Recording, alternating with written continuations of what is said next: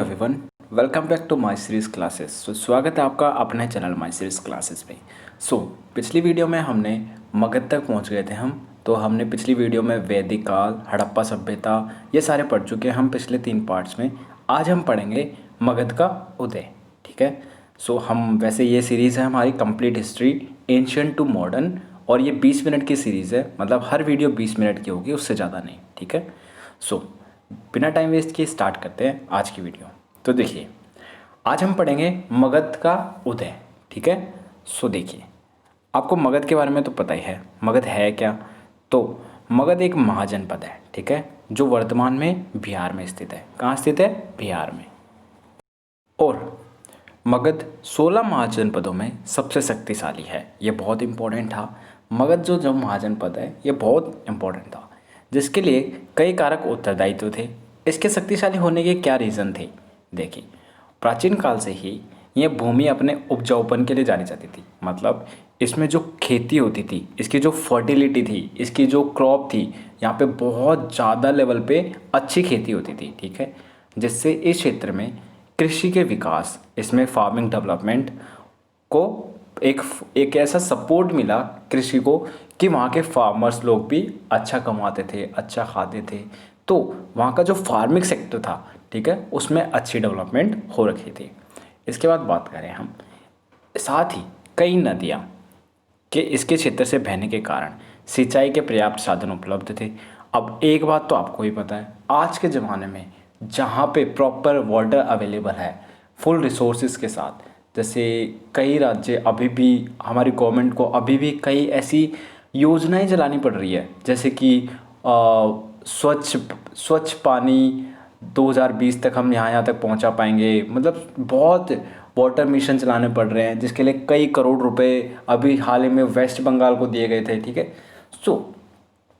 अब जहाँ पे पानी की कमी नहीं होगी, जहाँ पे प्रॉपर पानी मिल रहा है, और पानी भी नदियों का, जिसमें कोई खर्चा ही नहीं है, तो अब उस जगह की, तो आप समझ सकते हो ना उस जगह की इकोनॉमी को कितना फ़ायदा मिलेगा। तो ये भी एक रीज़न था। फलस्वरूप मगध को भू राजस्व क्या होता है? जो भूमि पे टैक्स दिया जाता है, रूप में पर्याप्त होता था। और मगध क्षेत्र में लोहा अयस्क के लिए भी जाना जाता था। अब देखो, लोहा भी यहाँ पे बहुत ज़्यादा, मतलब लोहे के अयस्क मतलब मिनरल्स भी बहुत ज़्यादा पाए जाते थे यहाँ। आज भी इस क्षेत्र में लोहे के पर्याप्त भंडार उपलब्ध हैं। आज भी इस क्षेत्र में लोहा पाया जाता है। यह वह समय था जब लोहे का महत्व आज के सोने के बराबर था। देखिए, पहले ये मत सोचिए कि आज के टाइम पे जो सोना है वैसे उसकी पहले जो लोहा था ना हमारा नॉर्मल, आज लोहा कैसे मिलता है? जितना मेरे को आइडिया है, मेरे ख्याल से लोहे का रेट होगा 40 रुपये किलो के अराउंड कुछ होगा। बट पहले के टाइम पे जो सोने का रेट होता था वही लोहे के बराबर मिलता था। ठीक है। इसलिए वहाँ पे लोहा भी पाया जाता था। और लोहे का उपयोग तो दैनिक जीवन के साथ साथ कृषि उपकरणों में, सैन्य उपकरणों में, इन सब में किया जाता था। कृषि करने के लिए जितने औजार चाहिए होते थे, जितने हथियार चाहिए होते थे, जो उनके टूल्स होते थे, फार्मिंग टूल्स होते थे, जो सेना होती थी उनके पास जो उपकरण होते थे, उन सब में लोहे के बने हुए थे वो सारी चीज़ें। तो लोहे का यूज़ भी था, लोहा पाया भी जाता था और लोहे का यूज़ भी बहुत था। तो ऑब्वियसली इकोनॉमिक पे वहाँ की बहुत अच्छा फ़ायदा होता होगा। उसके बाद जिस राज्य में, क्षेत्र में जितना अधिक लोहा मौजूद हो, वह राज्य क्षेत्र उतना ही ताकतवर होता था। अब ये तो आपको नॉर्मल सी बातें तो आपको समझ में आ गई होगी। ठीक है। मगध के शक्तिशाली होने के पीछे मगध की राजधानी क्या थी? राजगिर। और इसके शक्तिशाली होने के पीछे एक यह भी रीजन था। रीजन क्यों था? क्योंकि एक ऊंचे पर्वत पर स्थित थी। ठीक है। जो राजा या जो भी शत्रु इस पे आक्रमण करते थे, ठीक है, मतलब वो जो पहाड़ी पे स्थित थी ना राजगृह, उससे बहुत फायदा होता था उनको, शत्रुओं से बचाती थी तथा राज्य क्षेत्र को सामरिक लाभ प्रदान करती थी। मगध के शक्तिशाली होने में बिंबिसार, अजातशत्रु, देखिए बिंबिसार, अजातशत्रु, महापद्मनंद, चंद्रगुप्त जैसे दूरदर्शी एवं कुशल शासकों का भी महत्वपूर्ण योगदान रहा है। ठीक है। ये हमने पढ़ा मगध, और मगध क्यों शक्तिशाली था उसके कारण। आई होप सो आपको बहुत अच्छे से समझ में आ गया होगा। आइए आगे बढ़ते हैं, और अब हम पढ़ेंगे हर्यक वंश को। ठीक है। देखिए, हर्यक वंश 544 से 403 ईस्वी पूर्व तक रहा था। तो डेट वैसे इतनी इंपॉर्टेंट नहीं होती, बट फिर भी आपको एक ओवरऑल आइडिया होना चाहिए। आइए बात करते हैं हर्यक वंश के बारे में। तो हर्यक वंश मगध महाजनपद का प्रथम ज्ञात वंश है। क्या है? हर्यक वंश मगध महाजनपद का प्रथम ज्ञात वंश है। और हर्यक वंश की स्थापना 544 ईस्वी पूर्व में बिंबिसार के द्वारा की गई थी।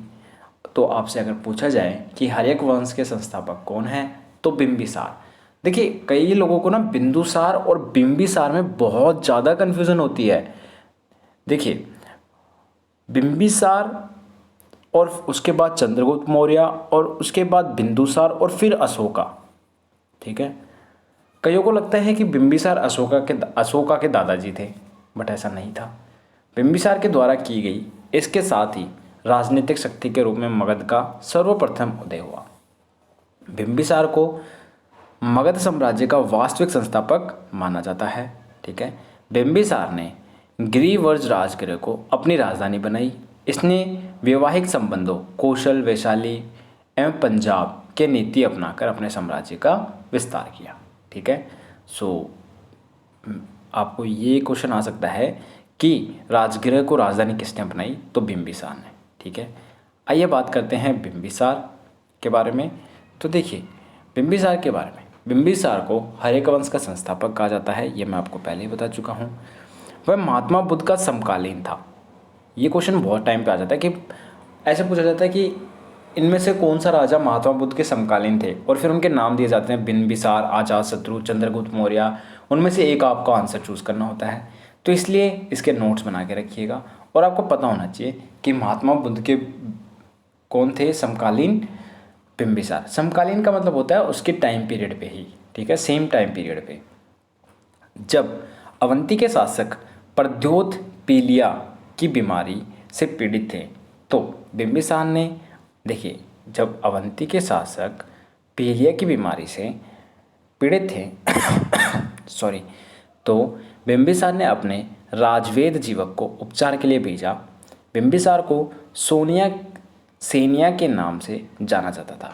तो पूछे कि सेनिया कौन से राजा का नाम था, तो सेनिया बिंबिसार का ही नाम था। और उन्हें क्यों जाता था? क्योंकि वह भारत का पहला राजा था जिसने अपनी नियमित सेना बनाई। तो उन्होंने अपनी सेना खुद बनाई, पहली नियमित सेना बनाई, तो इसलिए उनको नाम दे दिया गया था किसका? सेनिया का। ठीक है, उसने अपनी विवाह की नीति के माध्यम से कश्मीर, कौशल पर कब्जा कर लिया। विवाह की नीति क्या? जैसे कश्मीर के राजा की बेटी के साथ शादी कर लेना, कौशल के राजा की बेटी के साथ शादी कर लेना। ठीक है, समझ गए? ऐसे बिंबिसार ने पहला विवाह कौशल राज की पुत्री व प्रसेनजित की बहन कौशला देवी से। दूसरा, पहला विवाह किससे किया बता दिया। दूसरा विवाह वैशाली की लिच्छवी राजकुमारी चेलना से।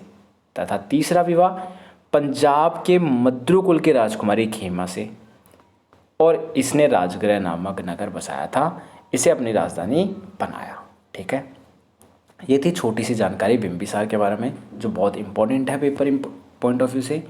आइए बात करते हैं अजातशत्रु के बारे में। तो देखिए, अजातशत्रु बिंबिसार के बाद आए थे, तो 492 से 460 ईसा पूर्व तक।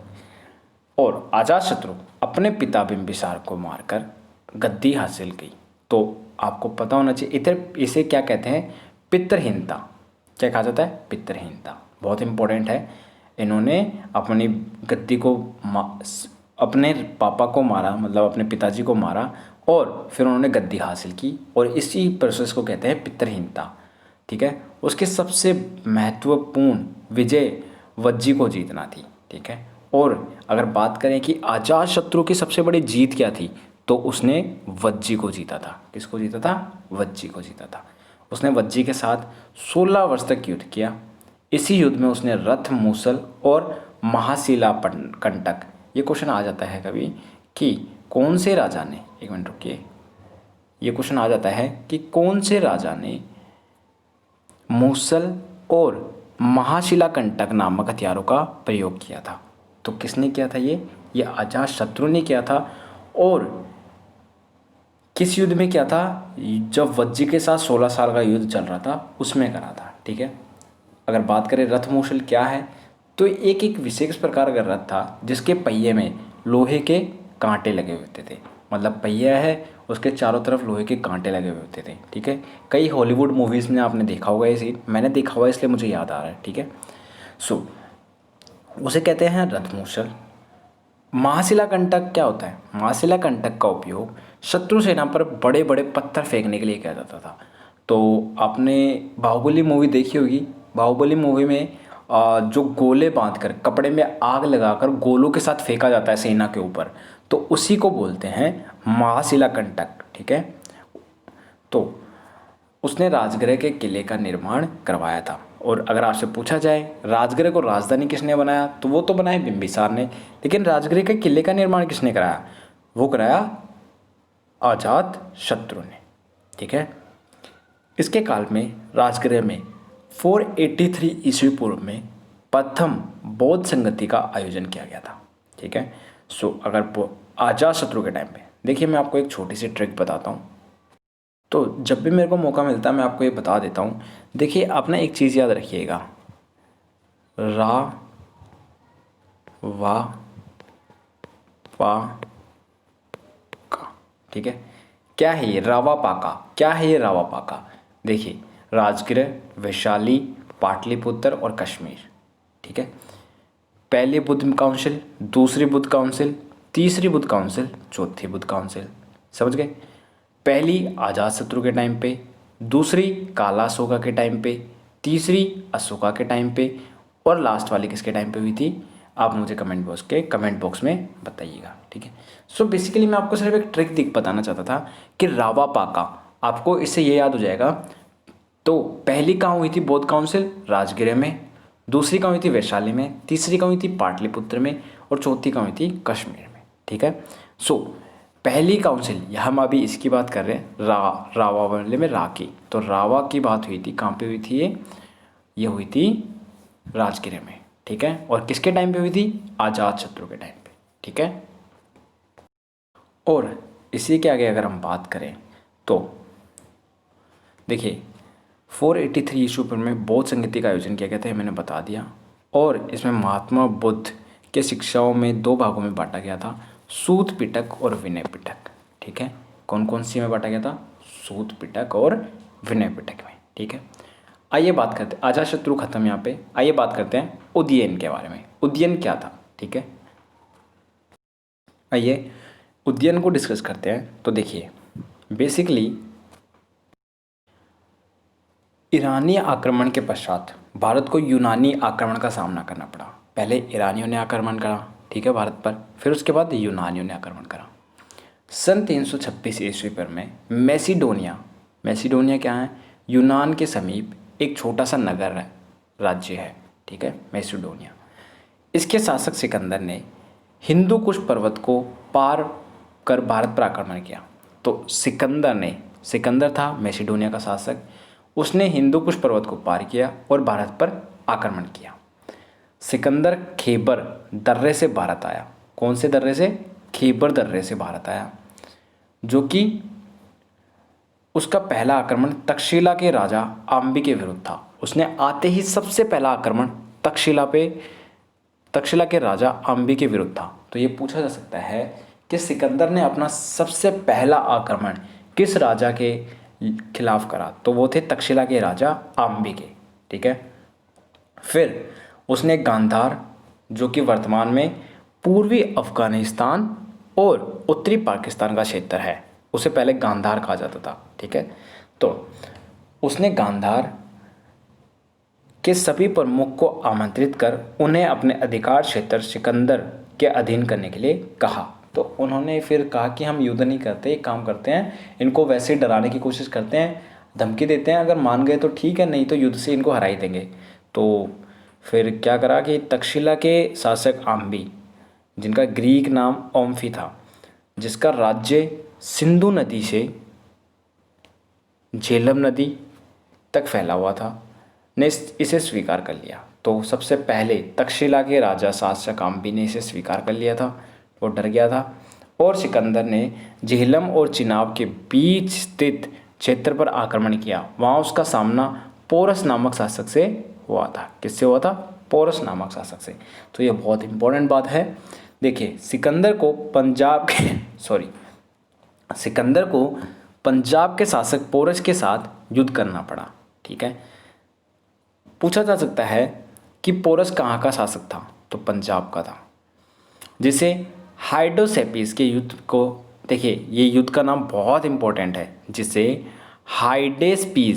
हाइडेस्पीस के युद्ध या झेलम के युद्ध के नाम से जाना जाता है। पोरस और सिकंदर के बीच जो युद्ध हुआ था उसको हाइडेस्पीस या झेलम के युद्ध के नाम से जाना जाता है। ठीक है, सिकंदर ने पोरस को पराजित किया और लगभग 19 महीने भारत में रहने के बाद लौटे हुए बेबीलोन, आधुनिक इराक और प्राचीन मेसोपोटामिया का एक प्रसिद्ध शहर 323 ईस्वी पूर्व में सिकंदर की मृत्यु हो गई। तो आज भी पूछा जाता है कई पेपर में कि सिकंदर की मृत्यु कहाँ हुई थी या उसके टॉम्ब कहाँ पे है, तो ये है बेबीलोन में। कहाँ पे है? बेबीलोन में। और ये भी पूछा जाता है कि सिकंदर भारत में कितने महीने तक रहा था? तो ये रहा था 19 महीने तक। ठीक है, 19 महीने तक। ठीक है, आगे बढ़ते हैं। फिर भारत से वापस जाते समय सिकंदर ने अपने भूभाग को 3 हिस्सों में बांट दिया था। प्रत्येक क्षेत्र का उत्तरदायित्व यूनानी गवर्नर के हाथों में सौंप दिया था। प्राचीन भारत के प्राचीनतम सिक्के 5वीं शताब्दी ईसा पूर्व से प्राप्त होते हैं और इन सिक्कों की आहत सिक्के भी कहा जाता है। ये सिक्के मुख्य चांदी के होते थे। पूर्व मौर्य काल में प्रसिद्ध विद्वानों में से पाणिनि ने संस्कृत भाषा के व्याकरण की रचना की। इनके प्रसिद्ध ग्रंथ की अष्टधाय कहा जाता है। ठीक है, आगे बढ़ते हैं। इसके बाद फिर अगर बात करें आगे, तो देखिए सारनाथ में मर्गदाव वन में गए जिसे ऋषिपतन, वह स्थान जहाँ पवित्र पुरुष और उत्तरे के नाम से भी जाना जाता है, जहाँ उनकी मुलाकात उनके 5 पूर्व साथियों से हुई। उन्होंने सत्य को अपना पहला प्रवचन दिया, जिसे धम्मचक्र प्रवर्तन के नाम से जाना जाता है। वे महात्मा बुद्ध के सर्वप्रथम शिष्य बन गए और अश्वजीत, उपाली, मोगलायन, सारिपुत्र और आनंद बुद्ध जी के चचेरे भाई। इस प्रकार सारनाथ में उन्होंने अपना प्रथम संघ स्थापित किया। उन्होंने 483 ईस्वी पूर्व में कुशीनगर में 80 वर्ष की आयु में उनकी मृत्यु हो गई, जिसे महापरिनिर्वाण कहते गए। अपनी मृत्यु के बाद ही समय पहले बुद्ध जी एक गरीब सुनार चंदा की झोपड़ी में रुके थे, जहाँ विषाक्त भोजन ग्रहण करने के लिए उनकी मृत्यु हो गई। उनकी शिक्षाओं का प्राथमिक उद्देश्य मनुष्य को दुख से मुक्त दिलाना था। ठीक है, ये अब हम बुद्ध के बारे में पढ़ना स्टार्ट कर दिया हमने। ठीक है, अगले वीडियो में हम यहीं से स्टार्ट करेंगे। ये वीडियो ऑलरेडी 20 मिनट्स के अराउंड की होने वाली है। तो नेक्स्ट वीडियो में हम स्टार्ट करेंगे बौद्ध धर्म की मौलिक शिक्षाओं से। ठीक है, thank you so much for watching this video. Have a nice day, take care yourself.